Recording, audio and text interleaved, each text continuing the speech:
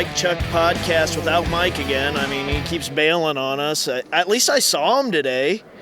I saw him for like 30 seconds. We just finished up the Class B and C session here. Some really good quarterfinals matches. Drew, what stood out to you over in Class C? Man, dude, 285, the top two wrestlers in the state, both were undefeated, and they both just got beat. Holy cow. Within like a 5-minute stretch, yeah. That was crazy. Oh, man. Hey, what about that upset, what was it, at 175 or 190 with Syracuse? 165, Jelinek from Raymond Central beat two-time finalist Peterson. That was nobody expected that one. That was crazy. Thompson at 190 for Battle Creek, returning state champion, lost to Kyler Boyles from Superior. So there's another upset in Class C this last half of the day was crazy.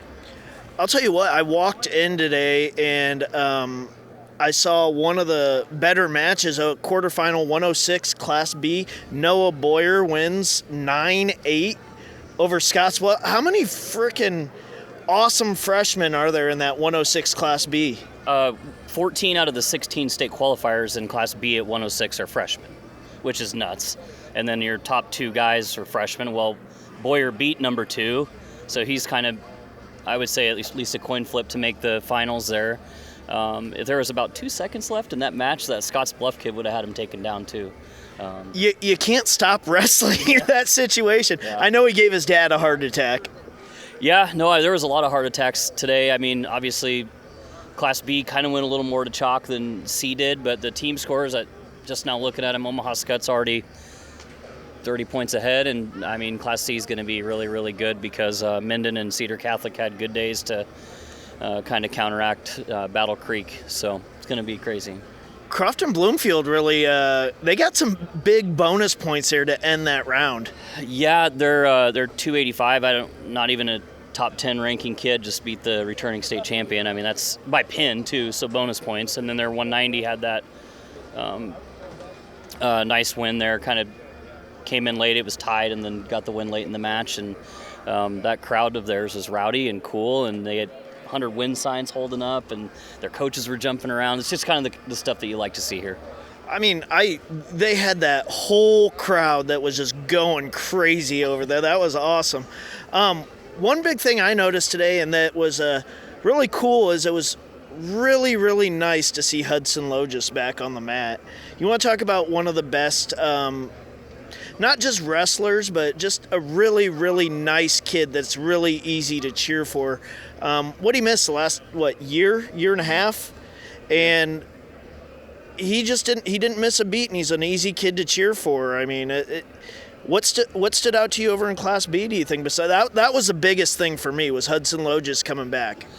Yeah, I mean, of course, that's an amazing story, right? Anytime someone can kind of overcome the injury that he did. I mean, not only did he miss the high school season, but he missed all of the stuff that he loves with freestyle and Greco and stuff like that too. So to see him having such a great year is pretty cool. Kyler Lauritsen took care of business today, to say the least. Going for his 4th, he's halfway there. Doesn't really see. I mean, he's beaten most of the top guys in his weight, so he's in really good shape there. Again, the Skyhawks are kind of putting it on everybody. I would have to kind of go back and count through all their semifinalists, but it's a lot. And then obviously Cade Ziola is just a pleasure to watch. And if you're here or able to watch him wrestle this last time, make sure you do that. So breaking somebody's ankles is usually a football or basketball term, but your ankles are not safe around Cade Ziola. That dude's going to snatch him up and then just put you on your back.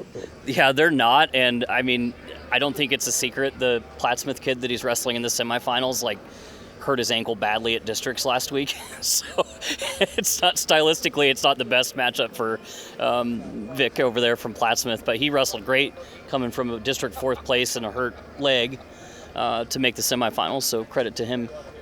Over at 190 Class B, Blaze Bauman, he's just a bruiser, man.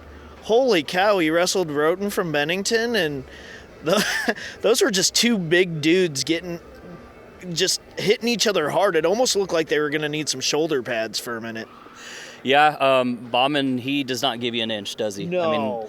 Hard to score on, obviously really strong. Pretty good day, honestly. If you're Blair, you got to be pretty happy with the way things went. Class B as a whole, it is kind of the chase for second, but that's something to kind of watch too with Waverly and Bennington always. York's probably up there. So, Class B is still going to be kind of exciting in that aspect. Well, you look at the team scores right now. I just looked up there, and 2 through 5 are only, not even 10 points apart from each other. There's a lot of wrestling left to be done. We obviously don't want to declare Scut winners yet, but man, they are just putting on a show.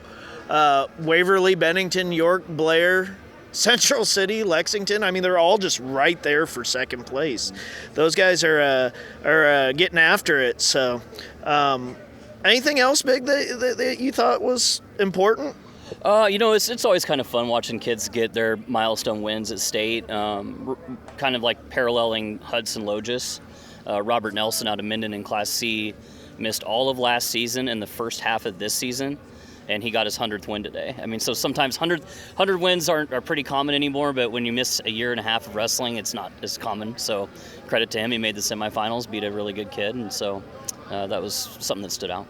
I really love watching those kids that have never placed before, or maybe were underdogs, and they win in the semifinals, and you see the raw emotion of them and their families. You take tons of pictures, and I think everybody knows that, but those make for the best pictures, the best stories.